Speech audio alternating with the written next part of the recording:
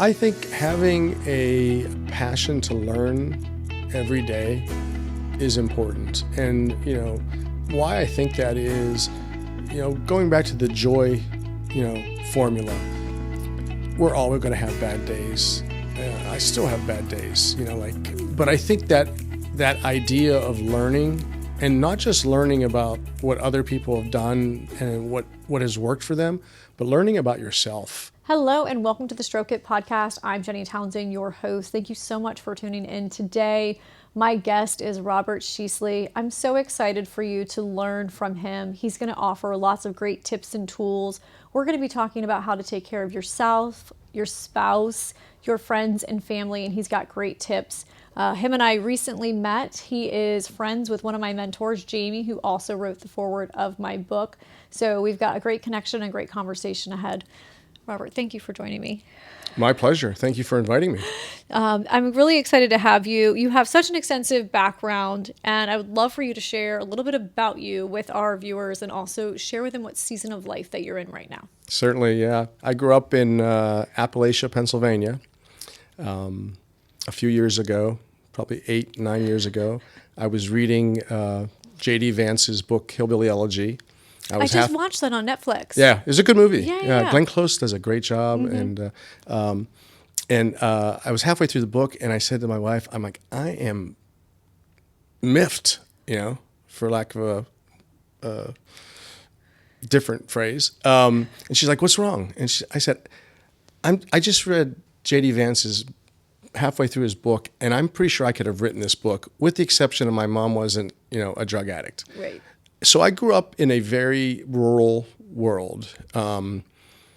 Even now, the county that both my wife and I grew up in, I think there might be 100,000 people in that county. Wow.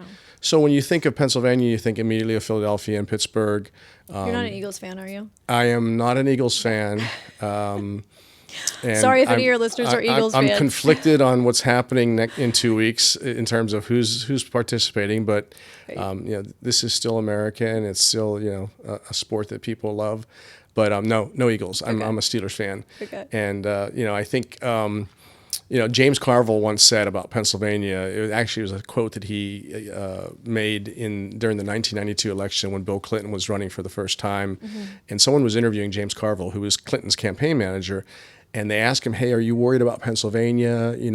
Thornburg, it kind of went red for a while."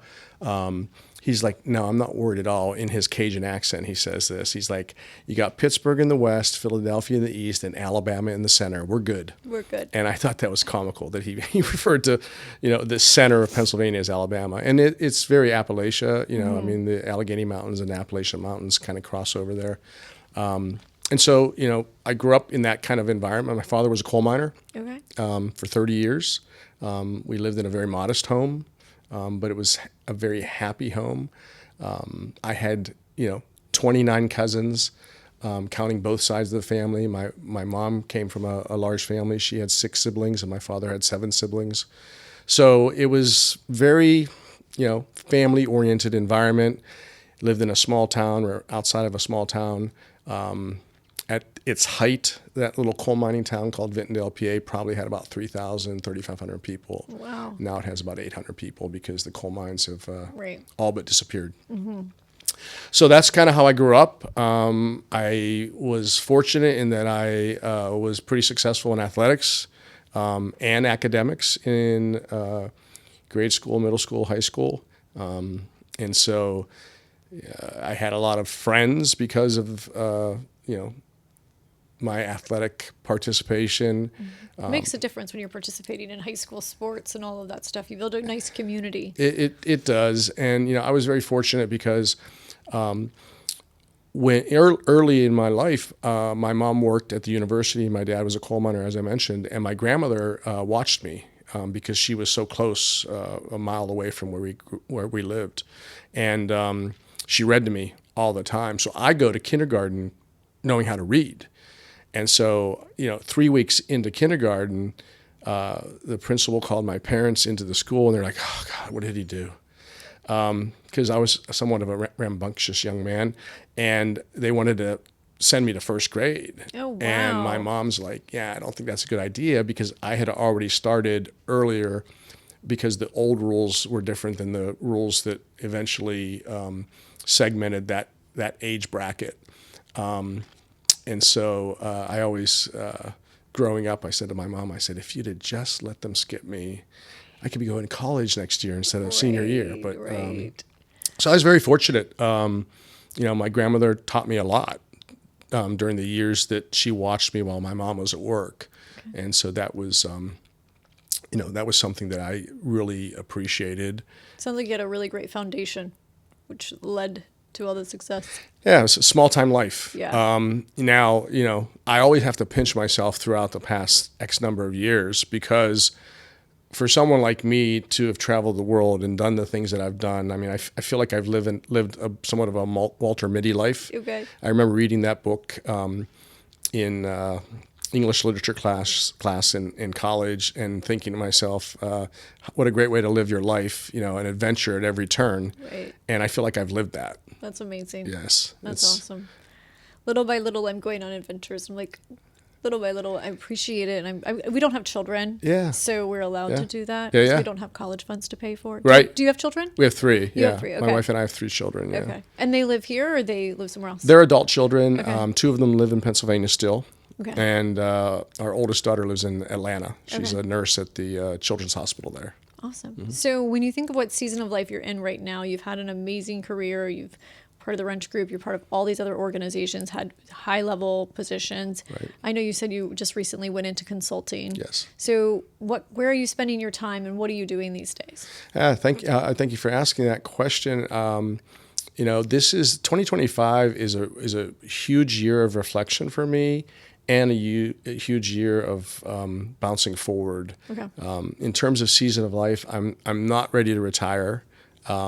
We've done relatively well financially in the last 20 years, but I'm not ready to retire yet for that reason, and for reasons because I have more to do. There's definitely more I want to do.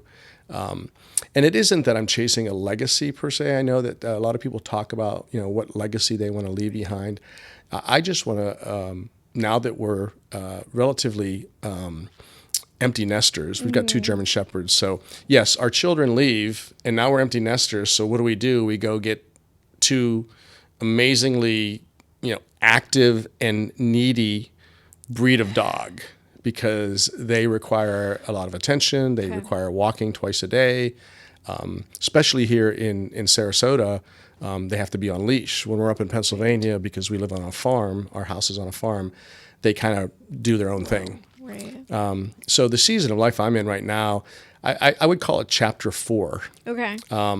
And, chapter 1 was, adolescence. Chapter 2 was, finding out who you are as an adult, making mistakes, making good decisions, and making some bad decisions.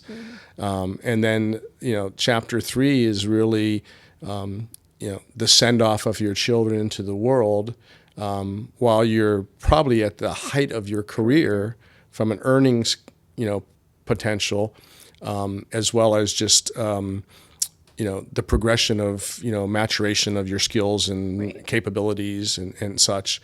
And now, sitting on 4 startup boards, I mentioned one on the way in when we were talking. We just had one of our committee meetings today. I'm in a position now where I can affect organizations in that way, providing that governance role. And then back to the consulting. I grew up in the consulting space, started my career with electronic data systems. I had a man crush on Ross Perot when I graduated from business school.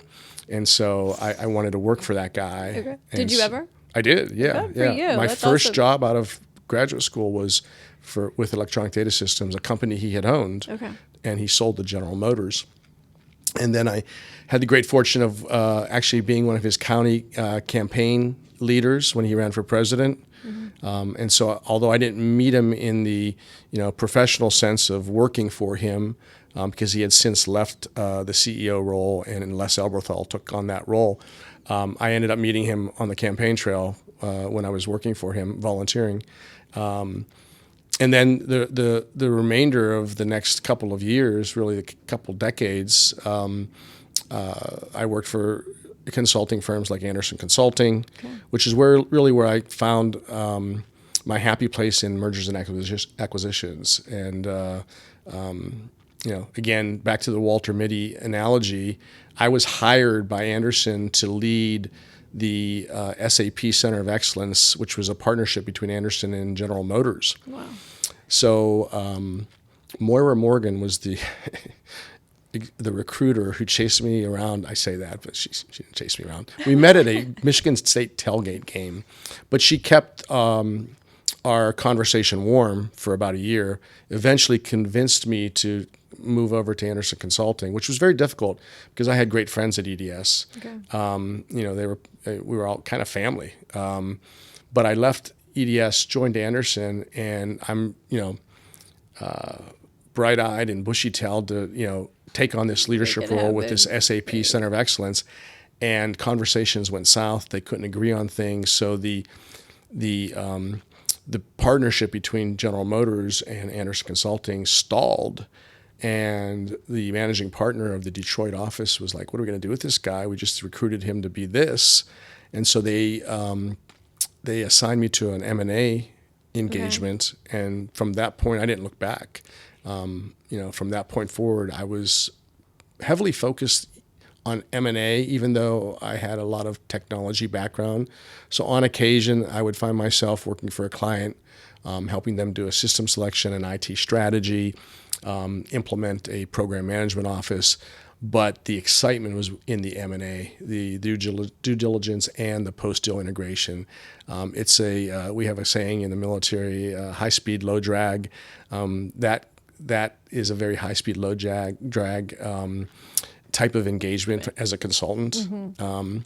And you just get to see a lot of things. You get to see, sometimes with these larger mergers, you get to see every aspect of the operations. And as a technologist, to be able to get your fingers dirty in operations and like supply chain, and I helped redesign an entire quality management process for a honey processing company, 2 honey processing companies up in Minneapolis and Ann Arbor a few years ago. Those kind of experiences are invaluable. Right. Especially as a technologist. Right. And you're creating dreams and pairing people together and probably looking under the hood and seeing what works, what doesn't work, and you take that skills. So you're primarily doing that as far as the consulting now is, are you helping business owners or you're putting deals together? So I am doing a bunch of different things, and I've got a few partners in play, one in Atlanta and another in Oklahoma City. And so my breadth of engagement opportunities is large. M&A, I'm really getting more involved in artificial intelligence strategy and helping organizations roadmap what their artificial intelligence strategy and roadmap is, with all of the stimulus in the world with AI, Gen AI. I like to use the term augmented intelligence, but. So there's that, and then I'm also in conversations with a dozen or more private equity companies about helping them with some due diligence and some leadership, both at the portfolio level and at the portfolio company level. So you're not stopping anytime soon. I'm not. I had such an amazing time being the CIO of Wrench Group, working with people like Jamie. Right. Working with leaders like Ken Haynes, who's here in Siesta Key, and building a team of high caliber, highly capable IT professionals was great fun. But everything has its season, and I turned the corner back in September, and am very grateful for Ken's support in doing that. And now I'm looking at doing some different things, and like I said, we're empty nesters. We still have the dogs. My wife previously was her event management company, and then COVID hit, and then event management kind of disappeared. Yeah. So rather than spin that up again, she decided that she would devote her time to being on some nonprofit boards, helping the world and the community in that way. And there's lots of events and fundraisers, so I'm sure she's able to contribute and add a lot of value to them as well, which will help them with not spending all the money on the event. Yes, she has definitely made an impact on at least 2 of the boards that she sits on with That's their awesome. event planning. Very cool. Awesome. Well, let's get into the conversation. Thank you for that amazing introduction. So I love talking about the love languages. Obviously, my book focuses on that. Yes. And I learned about the love languages when my husband and I were going through, obviously, a struggle, and we were on the verge of getting divorced. And my husband bought me that book, and I was like, oh, this makes so much sense. So you had indicated that your words or your love languages are words of affirmation and acts of service. So if anybody's listening today that maybe hasn't been exposed to the love languages, can you give us some examples of like words of affirmation for like a male's perspective and obviously within your position, or maybe acts of service, whether it's professional or personal? I absolutely can. My words of affirmation that, and the book was given to us by the pastor, who's a great friend of ours, who married my wife and I, and as a wedding gift. And my words of affirmation that are important to me aren't necessarily, oh, you look really nice today, or that color looks good on you. It's more of affirmation that am vested in our relationship, our kids' lives. Right. That kind of affirmation is probably the most important to me from her. Right. So like the impact that you're making in that relationship. Right. Just some feedback that I'm doing an okay job, right? You're not just here for the paycheck and Right. the consulting Right. and to fund the Right. life of them. Like Right. what you're doing is making a difference. Right, funding all the vacations that we're taking. We just went to Iceland with our son, and it was so much fun. Oh, that's amazing.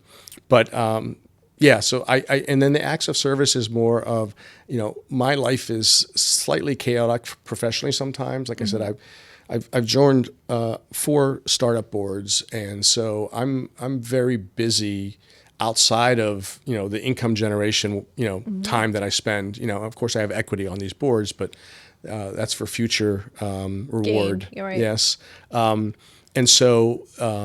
The acts of service, if my wife just happens to pick up dry cleaning at the dry cleaner without me having to ask her, those are the things that are important to me. That's how she can show me that, she's vested in that, Right. we have a strong relationship with one another. That's amazing. So, my wife, when I'm home, and this week I'm home all week, she cooks every night. Nice. On rare occasions, we'll go out to dinner. I think we had sushi when I flew in on Friday. There's a couple of sushi places in Sarasota that are fantastic. Yeah, I love Spice Station. Oh, I do too. Yeah. Yeah, and Drunken Poet. Drunken Poet's good. Yeah. Samurai, did you check out Samurai? I haven't been to Samurai. It's very good. Okay. Yeah, I'll if you have get to add down that to there, my check it out. A list. little bit further south. But she's an amazing cook, chef. I think I could call her a chef. Yeah. But I like to try to, she always asked me, like right before I left, because she had just gotten home and I had just wrapped up my committee call. She's like, "What do you want for dinner?" I'm like, "Do you want me to pick something up on the way home?" She's like, I can cook. She really enjoys it. That's awesome. And so we're having penne pasta and meatballs when I get home. So I'll just come over after this. You're welcome. I'm sure there'll be plenty. I'm just joking.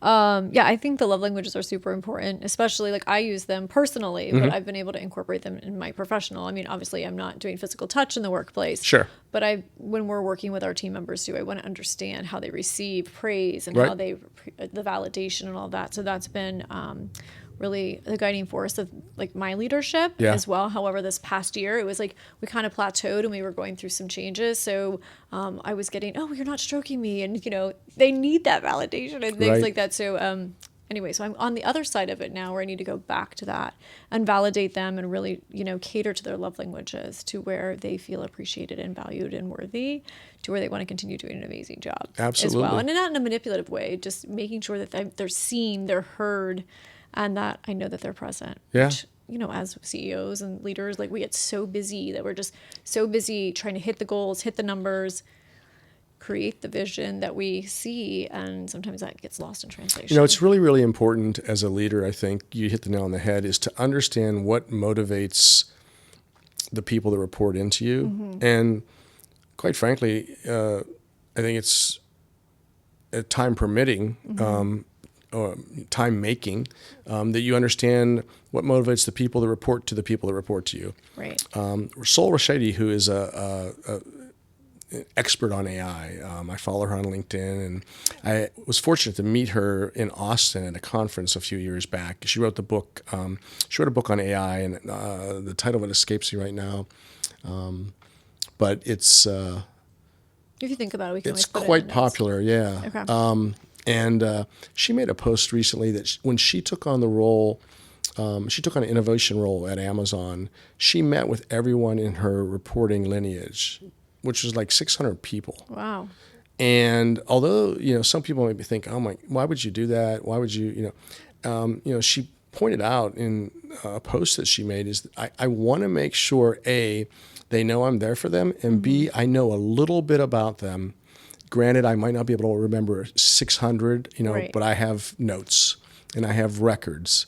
And to the degree that I can know just a little bit about everybody, I think that helps with understanding what motivates people. 100%. Yeah, and I think, as a leader, you need to understand what motivates people. Of course, everyone's there to earn money. Of course. I mean, and presumably everyone's there because they have a strong, passion for the vocation that they chose, hopefully. Right. Not always.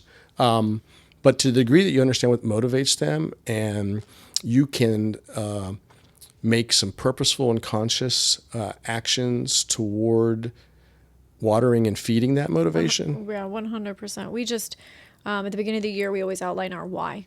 So I want to know why they're coming to work Right. every day. Yeah. Why are you waking up, getting out of bed, and driving here and dedicating so many hours here as well? So, and we also pick a word, but just recently we have in our break room a large whiteboard, and it has everyone's why and one thing that they're going to accomplish this year. So that way when they come in, if they're having a bad day, it's like, they remember it's because they're going to go on that trip, Right. or they're going to buy that car, Right. or they have the college fund and things like that. And then we can all cheer and support as well. Like if they're walking in with a bunch of Starbucks every day, or they're eating out every day, like that's not going to help fund that vacation. Right. Or, so we can kind of hold them accountable for it. So we're kind of working through that as well. So, okay, cool. So I want to kind of move right into the yourself chapter. And I would love for you to talk about how you operate, how you take care of yourself to where you're in the right mindset to serve other people. I know that you indicated maybe that you were a people pleaser as well. So I kind of want to dive into that Yes. a little bit and kind of shed some light on how you operate, how you deal with that, how you still make sure that you're taken care of so that you're not exhausted and frustrated, and you can be happy and make decisions that serve you. Then you can eventually serve other people. Yes. The last decade has really been a growth decade for me and my wife. Spiritually,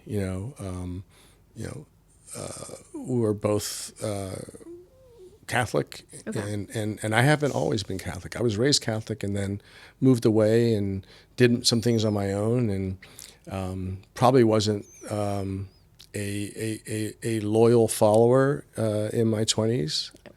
Catholic as well. Yeah. I went to St. Martha's. There you go. I grew Oh, up did in you? St. Martha's. Okay, yeah. I graduated high school, which I went to Mooney, graduated Yeah. high school, and then I went back to St. Martha's like 20 years later, and I was like, yeah, okay, Yeah. I'm good. Yeah.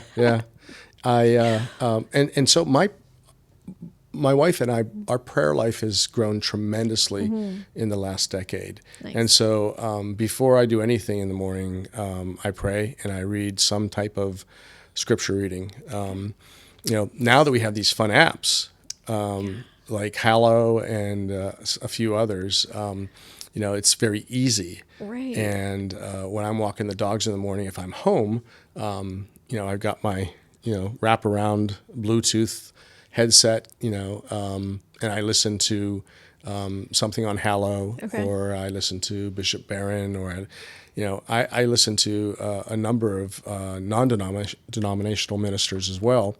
And I would say that is kind of my North Star, if you will, Okay. is to continue to water and feed my spiritual life. And I think my wife would probably agree to that as Right. well. In terms of making sure I'm emotionally and physically healthy. We walk a lot. We hike a lot when we're in Pennsylvania. Okay. There are trails near our home in PA that they took from railroads and converted them to biking and running trails. Kind of like the Legacy Trail. Yes. Okay. Yeah, very much so. I don't run anymore. I ran 3 marathons. I got a cartilage tear in my right knee. My knee won't permit me to run, so we bike. Okay. And biking, it doesn't bother the biking. And I do work out in the gym with weights. I grew up after my short-lived collegiate baseball career. I became a meathead. I guess another term would be gym rat. Okay. And I started powerlifting with some friends of mine. And so the last 2 years of undergrad and my 2 years of graduate school, I did a lot of powerlifting, entered a lot of competitions. And so I'm familiar with the gym, right? I know I will never lift the weights that I once did. And so I have to throttle my enthusiasm about how heavy I go. Right. And so I've got some shoulder issues in both of these shoulders. But we both tried to get in a few workouts during the week as well as the walking. Okay. Yeah. I just had a goal to do like 10,000 steps per day. Yeah, that's a lot. And I just got this Fitbit. So now I'm like rethinking how I'm like walking and everything that Right. I'm doing as well. And I've been able to get to 8,000, sometimes 10, sometimes I get to 11 or 12 as well. But I've just realized just making that goal has been really beneficial to like my mindset and getting outside. Yes. And just getting those steps in, which are so key for like the mental capacity Oh, as absolutely. well. Just Yeah. like being outside, not just waking up and going straight to work or getting on the tablet or getting on my computer as Right. well. So it's Right. made a huge difference in my life as well. So that's Right. great that you're doing that. Are you doing the bike rides with Jamie? I am not. Okay. How impressed I am with what he does. Actually, I think he challenged me to a liftathon. Okay. And so I don't know if we'll ever do that. Okay. But I'm not. He's a street rider, right? Like he I does. think so. Yeah. Yeah. I just see the pictures and all of Yeah, that constantly. yeah. Oh my That's impressive. gosh, Yeah. like, completely as well. I'm like, Yeah. my mom is very active as well. So Yeah. I'm like, all right, I want to stay young and healthy and all that. So I need to probably get on a bike, but Yeah. we'll We're see. I not play as serious tennis. as Jamie. Okay. But we do enjoy, bicycling for, fitness and to get, our heart rate going and those sort of things. Right. My biggest challenge is when I travel, trying to get those workouts in. Right, 100%. The whole hotel community across the board doesn't have the greatest fitness centers. And so what I try to do is try to find an Anytime Fitness or a Crunch when I'm traveling close by to a hotel. So I choose my hotels based on the proximity of the property to. That's dedication. Well, if I don't do that, I'm not going to get workouts in. Right. And You need that to be like the best to your ability to where you can lead and do life. Absolutely, I need to get those workouts in. And growing up in my 20s and 30s, even after college, I played a lot of co-ed and men's softball because I still had a passion for baseball. But the fast pitch baseball, those days were behind me, and so for the better part of 2 decades, I was playing softball, Okay. co-ed and men's, especially when we were in Chicago. And, eventually I got to a point, probably I would say my mid 40s. So what is that? 14 years ago. I realized that my body could not move the way my mind thought my body could move. Right. And I decided to hang up the cleats. And then I started running marathons, right? And we're a skiing family, so we ski every winter. So yeah, we try to keep it as active as possible. So how are you handling with the people pleasing? Because I know that there's a lot of men, women that are very much people pleasers as well. So how are you coping with that, or how do you make sure that you're not overdoing that? Yeah, so I mean, it's my wife once years ago put an index card in my laptop bag, and she wrote on it, "Just say no." Okay. And she stuck it in there. I didn't realize she did it. And I got to the hotel and I started unpacking things, and I find this and I'm like, oh, okay, yeah, I get it. Saying no has always been a little difficult for me because I have I think, intrinsic desire and want to help people. Right. In professional settings, in personal settings. We have had several friends up in Pennsylvania that have run for elected office. My wife was a campaign manager for two of them, a state representative and a county DA. And we were kind of heavily involved in the political scene. I was a RNC delegate for in 2020. And you get caught up in that, right? For a host of reasons. One, you think you're doing the right thing because you're taking a position on something that you think is Valuable. yes, Going to contribute to your future. indeed. And the other is it can be somewhat glamorous getting invited to all these parties, right? And after the 2020 election, we decided to just hit pause. And, we still make some contributions. I used to do, for a decade, I was doing public speaking in support of the Second Amendment. We grew up with guns, using them safely, learning how to use a gun. And so we've really taken some steps back. I, in particular, when I think back, 5-6 years ago, and that's been healthy, really healthy. And I mentioned these startup boards, and I was approached a couple of months ago about joining one more, and I really had to pause and take inventory of the capacity and the time that I had available. Right. And I agreed to do it. There's only 2 board meetings a year. They're in person. They're not in the United States. And so it can kind of be fun to travel. Yeah, for sure. And we'll probably turn a mini vacation into those board meetings. Why not? But for most of my life, I've had a difficult time saying no to people, and I have to throttle it. And my wife is a great coach. Okay. Because she's the opposite of me. She values the time that she has, and not to suggest that I don't value my time. It's just that I had this overwhelming desire to help people, and I've got to be able to help myself and contribute to me first and foremost. Right, and that has been a learned behavior for me. It doesn't come naturally. What age do you think? I mean, did that just happen recently, or the last 10 years when you're on this growth? Yeah, I think in the last 10 years. Okay.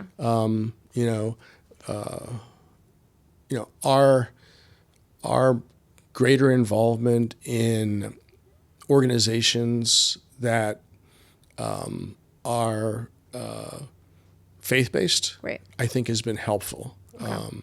I mentioned my wife's on a couple of board of directors. She's also one of the group leaders here in Sarasota for Walking with Purpose. Okay. And so she's heavily involved in that. That is a healthy thing for her.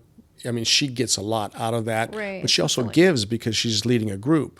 And I'm involved in 2 men's Bible studies, one Monday morning, one Wednesday morning. They're virtual, which makes it easy because I can join them anywhere, as long as the time difference isn't too dramatic. Right. Yeah, that's amazing. Yeah. I'm going to be doing that in the future.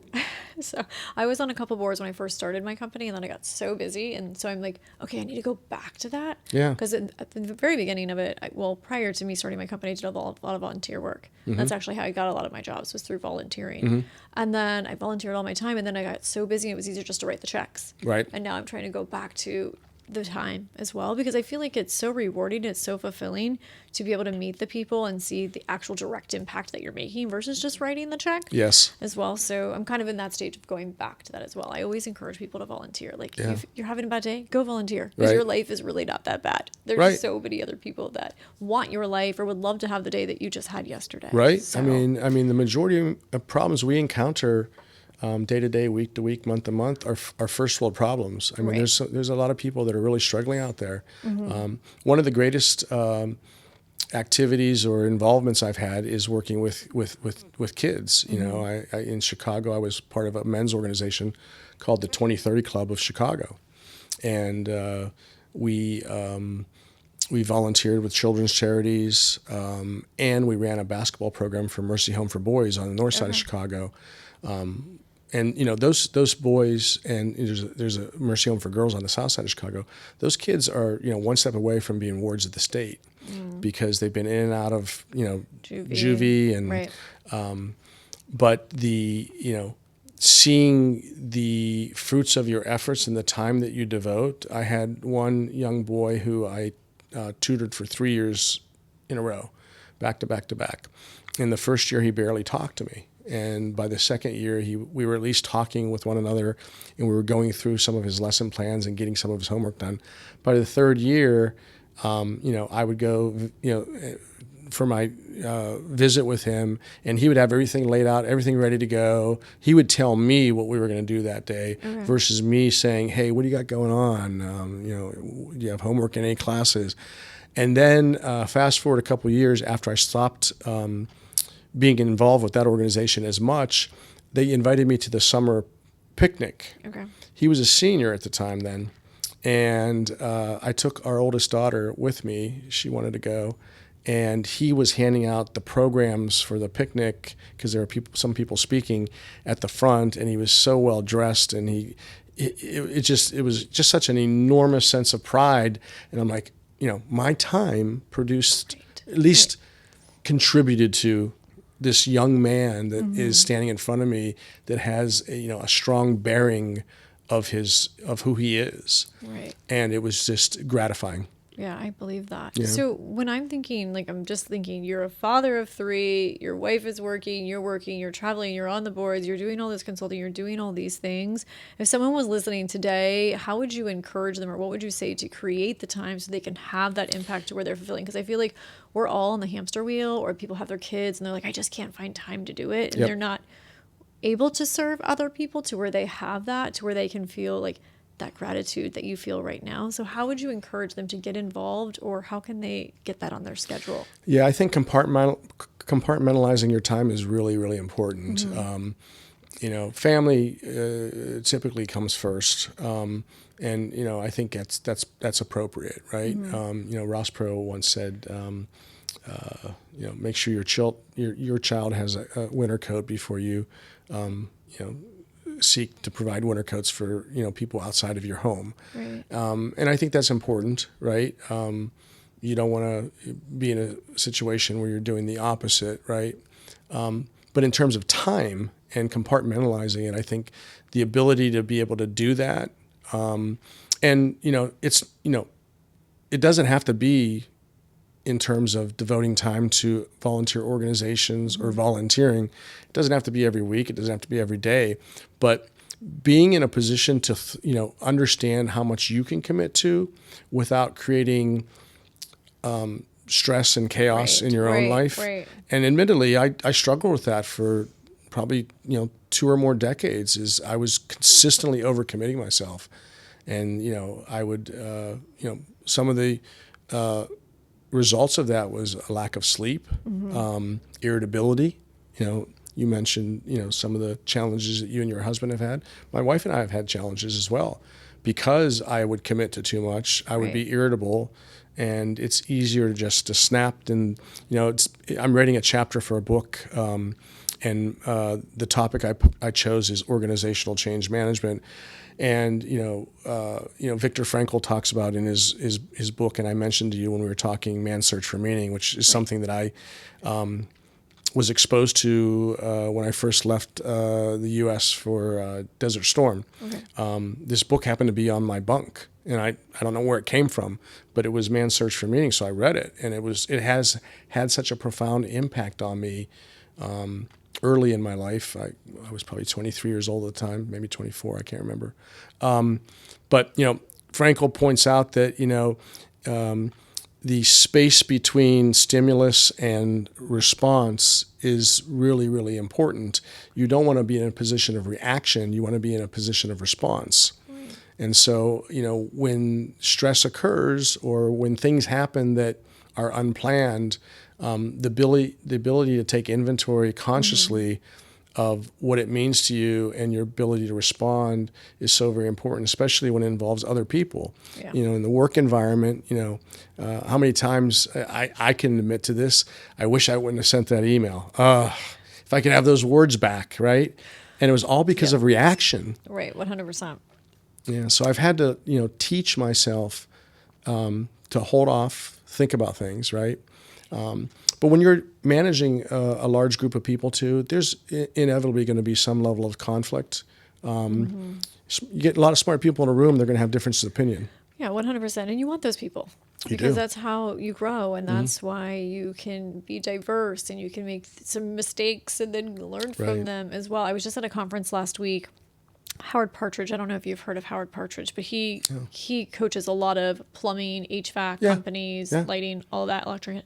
That's where I met Ellen Rohr a couple weeks Oh, yeah, ago. yeah, yeah. And so one of the things that one of the people said to pause and then pivot and then play. There you go. So, just taking a moment. And there's so many times where we can be reactive. Yeah. And, especially if you're emotionally involved Yes. or you believe in something and you're just like, wait a minute. Yes. So, Yeah. as a leader, that's one of the things that I'm trying to do as well in 2025 is to slow down. Yeah. And I'm like pedal to the metal all the time. Like I come in, I'm like, let's go. And I move much faster than most people. So I have to remember to slow down. We live in a highly competitive society. Yeah. The United States in particular, there's this drive to achieve. And I think sometimes it erodes our quality of life. I've become great friends with Richard Sheridan, who wrote the book Joy, Inc. Okay. A mutual friend of ours, Dan Harmuth, introduced us years ago. And I've been taking meetings with Richard 2-3 times a year just to connect with one another. And I have a reminder to ping him and see if I can get on his calendar for February. But if you haven't read the book Joy, Inc., I think it's a great book for anyone who is a part of an organization, and that organization has core values that include joy. Right? The joy that you get from your vocation and the time that you commit to your work. And if you aren't achieving that, if you're so focused on achieving results, outcomes, and there's no joy, you're either doing it wrong or you're in the wrong environment. You're so speaking to me right now. I got into my company because I had a passion and joy for the whole thing. Right. And I created it for, individuals that wanted to teach music or have music in their life and get paid to do it. Right. So it was all like, follow your passion, turn that into your dream and get paid to do it. And, just recently have had some struggles within the organization and I'm finding, I'm like, God, I created this place for you, but you're making me hate it. And a lot of that came down to, I was so focused because we're entering our 10 year and I'm like, okay, I want to hit these milestones because of course I created a 1, 3, 5, then a 3, You talk 5, about your 10. number in one of your podcasts. You talk about the critical numbers, right? And yeah. I'm like, okay, I'm playing this game this year, and I really want to have these results. And what I have found with just focusing on those results most recently is I've kind of turned my head and didn't pay attention to the person that I hired most recently, and I should have not hired them or not had them in play or removed them sooner.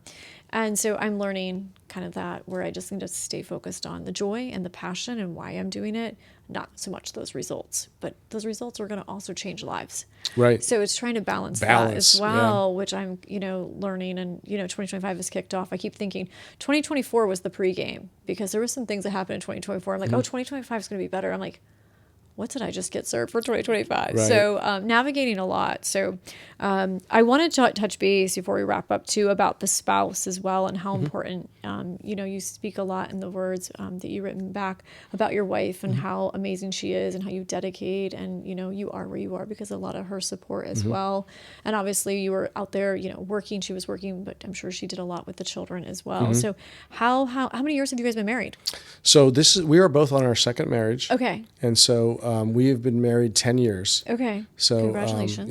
It's so Lanny and I went to grade school together. Okay. And it's a bit of a long story, but when I moved back to Pennsylvania for a consulting engagement, and my daughter, our oldest, decided she was going to play soccer and go to college in Pennsylvania, which came out of nowhere because she was getting recruited by teams in Iowa and Illinois and Michigan and places like that. Lanny and I reconnected. And, if you would have told me I was going to marry someone from high school, she graduated a year below me, and we were great friends. never dated in high school, I would have said, you're off your rocker.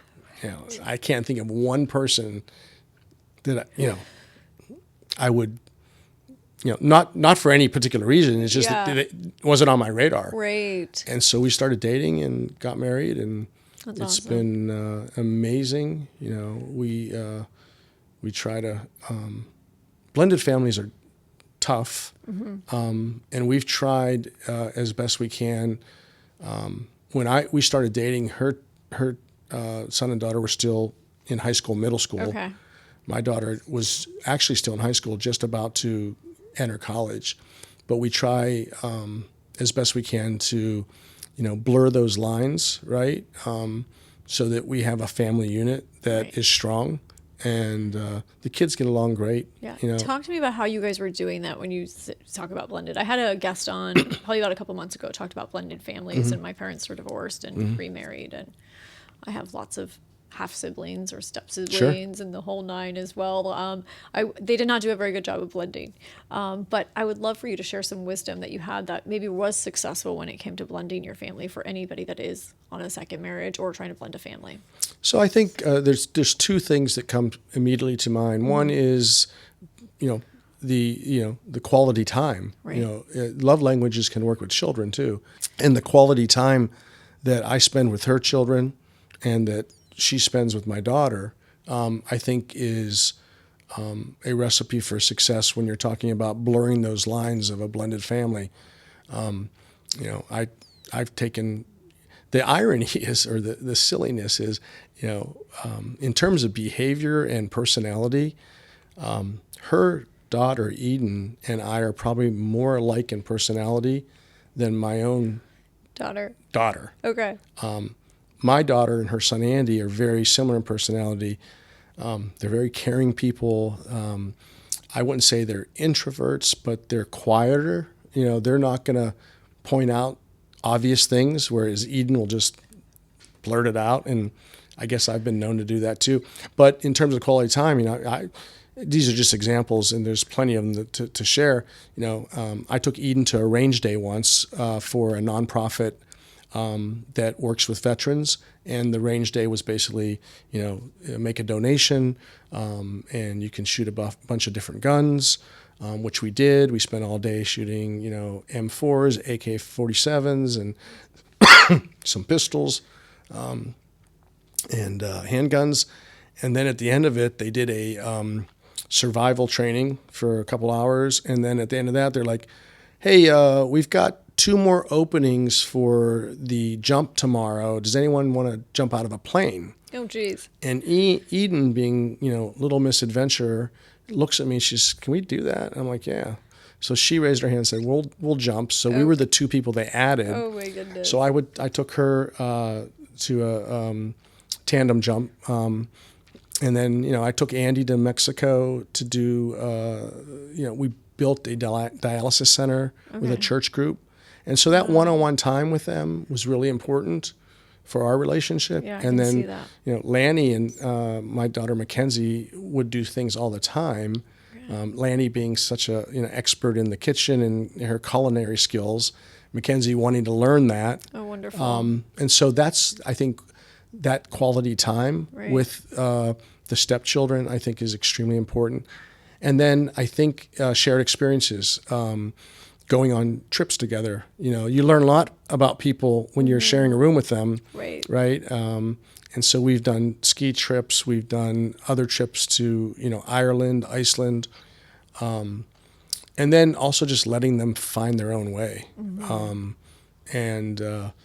It's been interesting to see the 3 of them evolve to relationships where if you didn't know that we were a blended family, it would never probably cross your mind. Wow. The way they interact with one another. That's amazing. And you think it's because of the level of respect that you and Lainey have for each other and what you guys have for the other children as well? Yeah, I think that has a lot to do with it too. Yeah, I was just listening to The Let Them Theory by Mel Robbins that I've just talked about on the other podcast.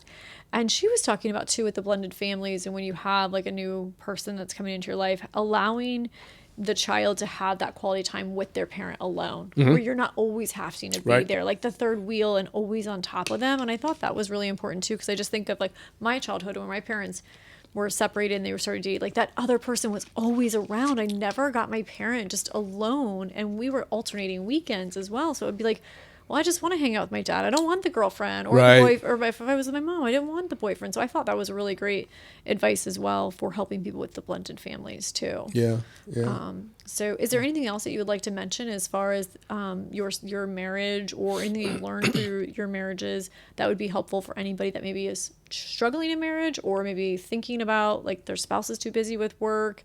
Because I'm sure that you guys dealt with that with all your traveling and things like that. Is there any advice that you'd like to give as far as marriage? I think the ability to hit pause on all of the demands of life outside of the relationship. And so we're going to Orlando here this weekend for a couples retreat through the diocese. Okay. And so I think those types of experiences are very valuable. And it has to be purposeful and conscious, I think, when it's not a retreat, right? A retreat is like an organized thing. Right. But there are plenty of times when, especially now that we're in Sarasota and the weather's so beautiful, you know, we've got a wonderful backyard with a pool, and we bought this zero gravity swing from a guy named David Frank. You sit in this thing that's suspended, and it's got two seats, and we'll just sit out there and, you know, end an evening with a glass of wine and just talk about things going on. Eventually, we, you know, 9 out of 10 times it's about the kids, like what's happening. Like our son, I think might be going through a career change, which is exciting. But you know, we want to be there for him in case he wants to bounce questions. Of course. The youngest one is the one that reaches out the most and says, hey, what do you think about this? The other two, it's like pulling teeth. Again, it's the personality. Right.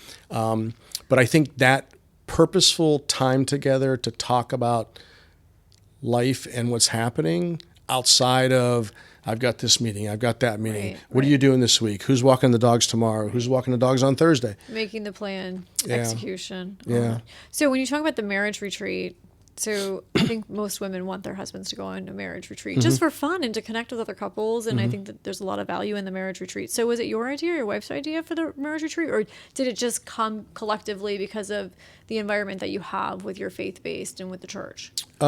She was aware of the organization and mentioned it. And I'm always seeking to improve in every aspect of my life.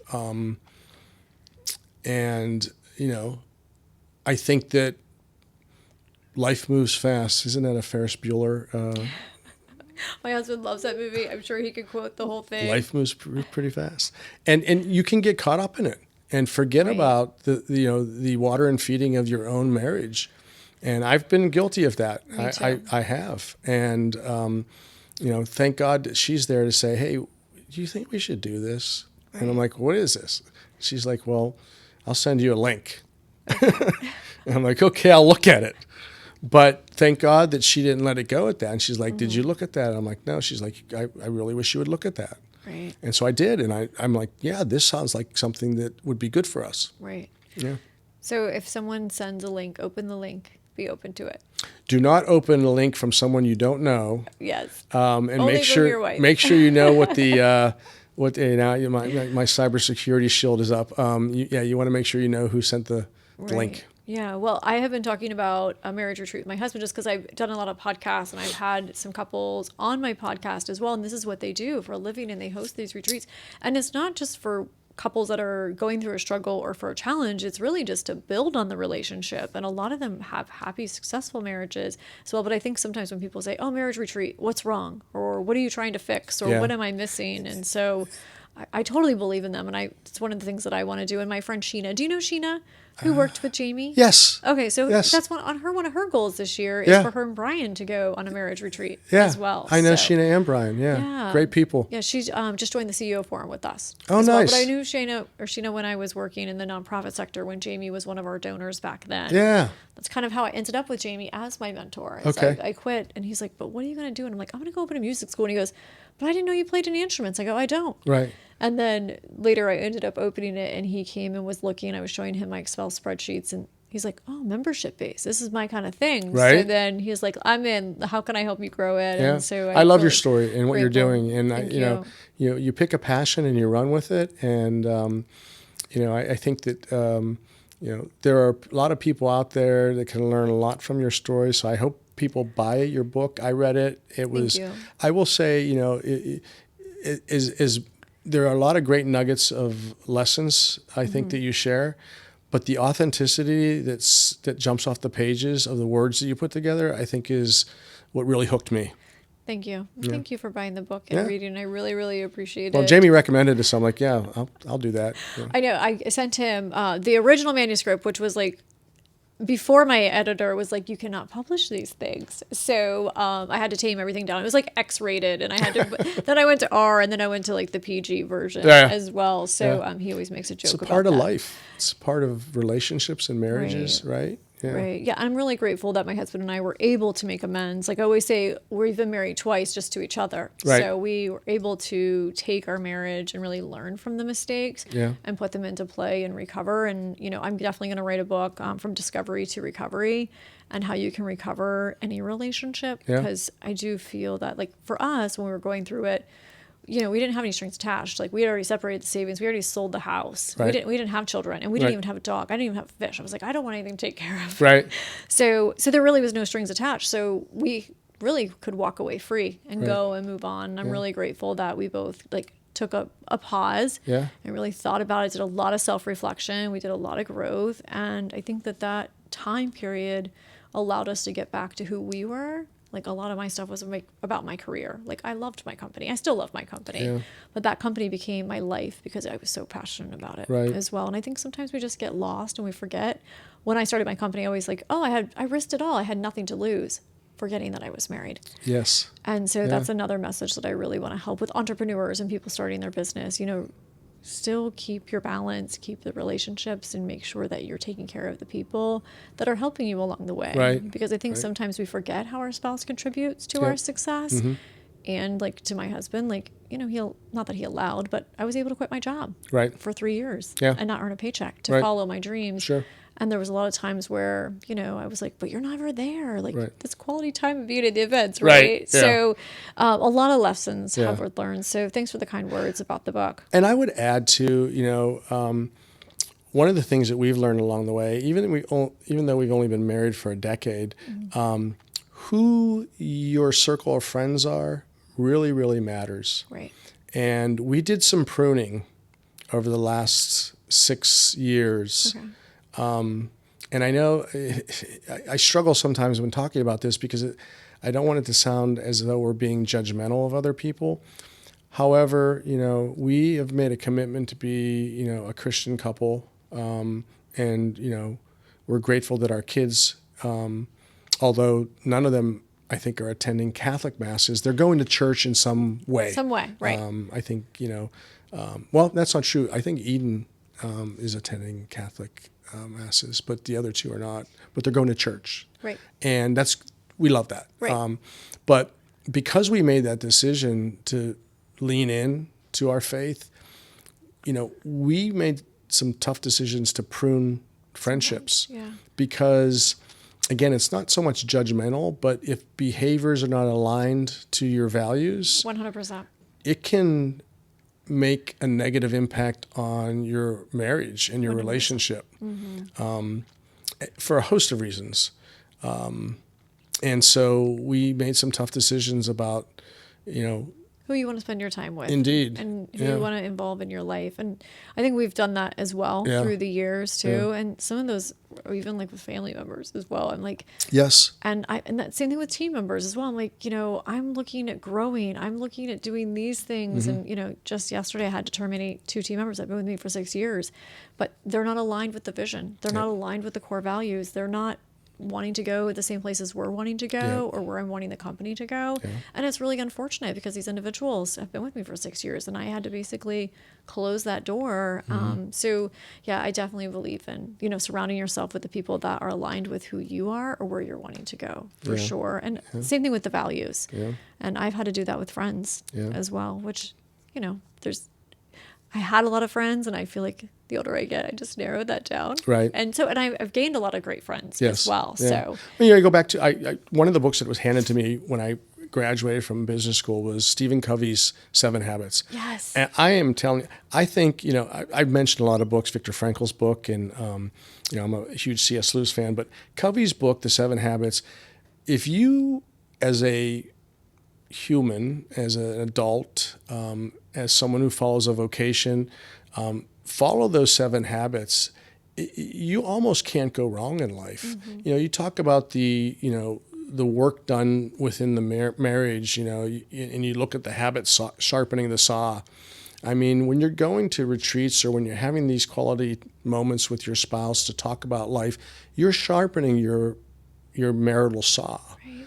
And similar with friends, right? The more friends and business associates that are aligned to your values, the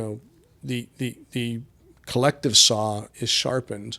And, I just love that book. I've read it probably 10 times in my lifetime.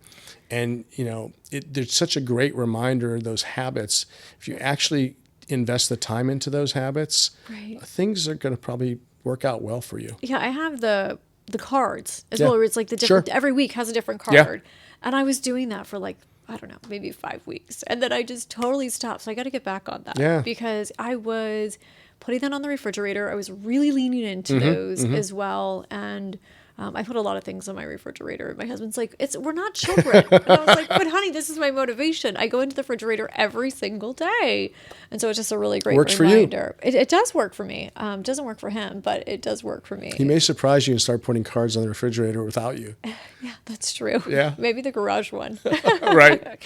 So I want to thank you for all of your time first and foremost. But as we wrap up, is there anything that you would like to add as far as value or anything that would inspire someone to take ownership of their life or create the change that they desire? I know that you've had a great life and you're in your prime as well. And I would just love for you to say anything that would inspire someone to kind of just change their lives. I think having a passion to learn every day is important. And, why I think that is, going back to the joy, formula, right.